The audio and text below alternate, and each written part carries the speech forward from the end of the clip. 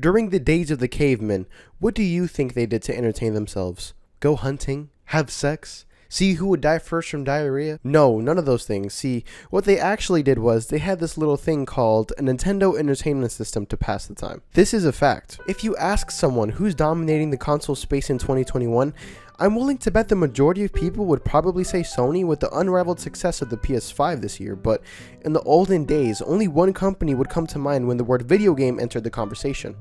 Nintendo. At the time, Nintendo had no competition, so they essentially owned the video game market, and even when competitors arose to try and take the throne, Nintendo still showed their dominance and longevity over the industry because they've never been afraid to take risks and innovate on what people's concept of a video game is. They survived because there was nobody who could beat them at their own game, and no one with enough original IPs to compete either. By the time the N64 hit, Nintendo already had Mario, Zelda, Pokemon, Kirby, Metroid, Super Smash Bros., Mario Kart, Mario Party, Beetle Adventure Racing, all genre-defining titles that laid the groundwork for a whole new generation of entertainment. However, during the days of the N64, Nintendo began to stumble in their battle against their competitors who were beginning to dethrone the monopoly Nintendo had previously established on the video game medium. And since then, the industry has revolved around the competition between these three companies, Nintendo, Sony, and Microsoft. And Nintendo has managed to stay relevant for the exact same reasons they rose to the top in the first place. Throughout the 2010s, the answer to who's currently dominating the game industry has always shifted at some point. The Wii officially became Nintendo's highest selling home console, the Xbox 360 dominated for a while until Sony decided to start trying, and currently Sony has the first 3 spots taken on the top 10 highest selling consoles of all time list. So from what I'm describing, it sounds like Sony is comfortably sitting on the throne, Nintendo takes second place, and Microsoft is in there somewhere.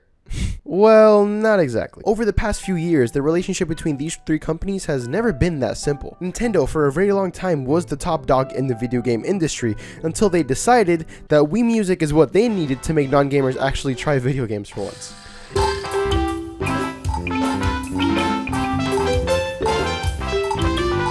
And since then, Nintendo has always been competing with Sony and Microsoft, but not directly. For the most part, Sony and Microsoft have kind of just always marketed themselves towards the same audience. Meanwhile, Nintendo has always just existed on their own lane where they kind of market their products as something anyone can enjoy themselves with, taking a bit of a family-friendly angle, if you will. So if Nintendo markets themselves to a completely different audience, then how can they compete with Sony and Microsoft? Well, the same way Nintendo always competes with them, their games. To this day, Nintendo's hardware is still nowhere near the power of Microsoft or Sony's newest consoles, but they still manage to separate themselves by having hardware that does something completely different each generation and making sure that their big hitter games exceed their reputation as the developer who actually cares about their games. You can almost guarantee that if Nintendo is putting out one of their big exclusives the same day as Sony or Xbox, that they're going to be giving both of those companies a run for their money. This probably makes it sound like Nintendo has been more consistent than the other companies, but they haven't. Recently, a fair amount of their newest games have been pretty decent, but not up to the same level of quality we expect out of their biggest games like Breath of the Wild, Mario Odyssey, or Smash. Those games just set the bar really high for potential Switch titles. Simply put, Nintendo has been failing to meet expectations quality-wise recently, minus a few titles here and there. Not in terms of their sales numbers though. In terms of that, they're still doing pretty good in that regard, but that's not what I'm talking about. Now, Sony on the other hand. I said earlier that Sony has been dominating in the past few years, and that's because of their consistency and the absurd library of the PS4 and the potential library of the PS5 in the near future. Now, on the PS4, the library, well, let's count it up, shall we? On the PS4, we got God of War, Spider-Man, Horizon Zero Dawn, Ghost of Tsushima, Last of Us 2, Bloodborne, Persona 5 Royal, Final Fantasy 7 Remake, Uncharted 4, can't forget about Dreams. And what about Microsoft? Well, they got Halo, they got Gears of War, Forza Horizon.